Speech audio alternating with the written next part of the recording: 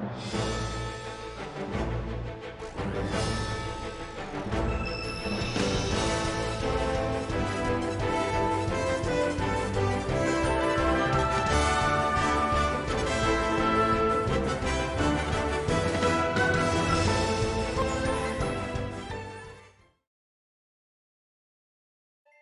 what's going on, guys? Welcome to another Final Fantasy Brave Exvius video, and today we're reviewing three units here. So Duran, New Vision Awakened. For people in Global, yes, it's strange that I'm saying New Vision Awakened for unit that you guys don't even have, but yes, he is becoming New Vision Awakened. He was a unit a long time ago, and he's back, and he's strange but interesting, I guess. So let's get into it. He has physical cover chance 100% in base, so basically he's like Beatrice because she also has 100% cover, but not even close to being the same in terms of usefulness, I don't think. Remember guys, only his cover is only available in his base form. Yeah, like I mentioned there. 75% mitigation while chaining AoE defense scaling.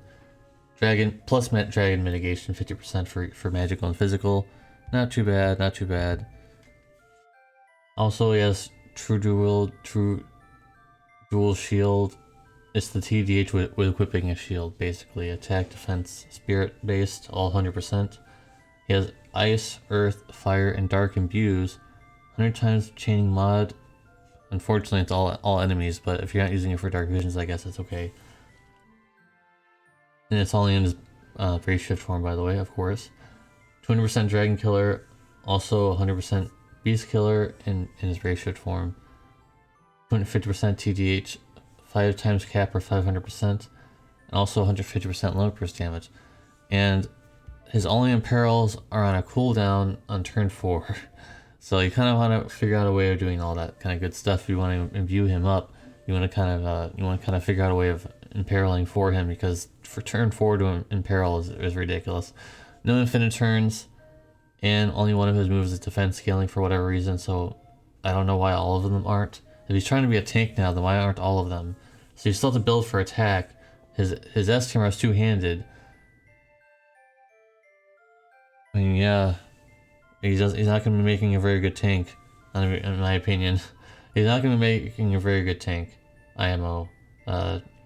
He doesn't have a lot of defensive stats. His base form is basically ignored. He only got a few things. So I don't know how well he's gonna make a tank. I don't understand. He does not make for a very good tank. Like, you would want to cover and then brace shift over so you can do other things, but like, his stats are not gonna be very high. And you can't make him 100. I'm sure you can't make 100% evasion. You could try. You could try to make 100% evasion, but I don't know how well it's gonna work. Just saying, it would be interesting to try. I'd be interested to try to see, because I have him. I have his STMR, so I could make him New Vision Awakened. So there's that. I'm gonna be giving him. It's like you could make him good probably. You could probably make him good. You can be a finisher too. I'll just give him an 8 out of 10. It's probably possible to make him a tank. I just don't see it right now. I don't see it, but it's probably possible. You could probably make it work. So 8 out of 10. And next, Angela, who I was looking forward to, because her base form is her 7-star form was a disaster. Basically, you only got her for one of her abilities that basically was a Rainbow Whip. And now we're in the year 2021. If you watch my review back then, I don't even know what I would even sound like, but here we are in 2021, and now I'm reviewing Angela again. I can't even believe that. So here we are.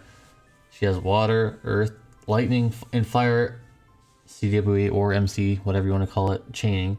Fire is best with 100 times mod, 130% fire and peril, which is insane. It's not on a cooldown. That's not on a random ability. That's just you use it. So the others are 72 times, which is okay. 200% permanent magic buff. First turn, she gets quad cast, so then you can use the cooldown to get more quad cast on top of chaining. 250% magic TDH, and also has the 5 times or 500% cap. 600% with lightning. Whenever I say 5 times cap, and if I mention it here, you usually will be wanting to use lightning's STMR. So some problems here. No infinite turns. Her brave shift Lillipers is a meme move because it's not it's very similar to Monk Sabin, not an elemental, but it's a huge hit modifier, but it's not an elemental, so it's just like, is it worth it? No, because it can't be imbued, of course, because it's magic. It's just regular magic damage. So, and her normal form is pretty bad. Her normal form is pretty bad, and also, I'm pretty sure I would list killers here if I was killers. She has killers in her base form. I'm just quickly looking. Oh, she has 100% beast killer. And 200% dragon killer. Why don't they put that? Okay, sorry guys. It's very early in the morning for me. Apologies. So she does have some killers, so I can't complain about that. But equipping, she only has 250% magic TDH with her STMR. Now she's at 300. They didn't buff it up anymore. They only gave her STMR 100% charm resistance instead of 50%, which was terrible before. So with her STMR, you'll be having a 300, and now you have to basically have 3 slots dedicated to TDH. Bruh. You need 3 slots because you need her STMR, you need 100% more TDH, and you need Lightning's STMR. That's 3 slots. She's not an evoke damage dealer, so she wants those slots for killers. So now you only have basically one slot for killers, and you have 1 spot for a rod because you're using TDH. She is very tough to gear, more than other mages, and they did that on purpose. I guess because she has 100 times mod. Big deal. She can't stay in that. She can't stay in that form. Remember, guys, no infinite turns. So I'm just gonna be giving her a 7.5 out of 10 because she's just. It's very hard to gear her. It's very hard to gear her. You could use the accessory that gives 50%, but that's still, you would still have to have more somewhere else. Oh, you could use. Okay, I'm thinking on this on the fly, guys. You could use Eris STMR for another 50%. So that's, yeah. There you go, guys. Figure it out.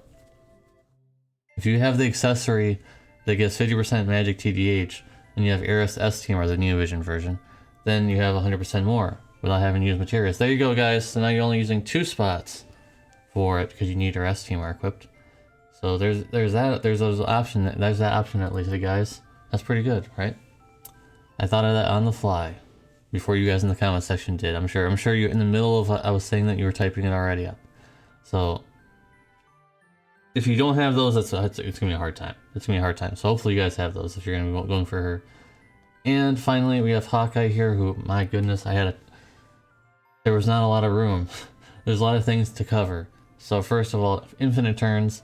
I always mention that first. Fire, earth, water, and lightning chaining, all stackable. And also, this is all in his base form, by the way. Lightning being the best with 108 times max mod versus 96 with the other max mod. Those are all chaining, like I mentioned. 600% or 6 times cap. Dagger and Peril on the base of Lillipers, also on his Lillipers on his Brave Shift form as well. 300% Dragon Killer, or 300% Beast Killer, I mean, and you need a dagger equipped for 200% of it. 50% physical and 30% magical evasion, which is interesting, and it's in both sides, by the way. It's interesting because you can provoke, so I'm not really sure if you'd ever want to do that, but hey, I think he's more useful as a chainer, but hey, you could always do something interesting with him. In his Brave Shift form, he has a 87% defense break cooldown plus 300 times mod. Maybe you can chain and finish for himself, but it would make more sense if you wanted to use the defense break first.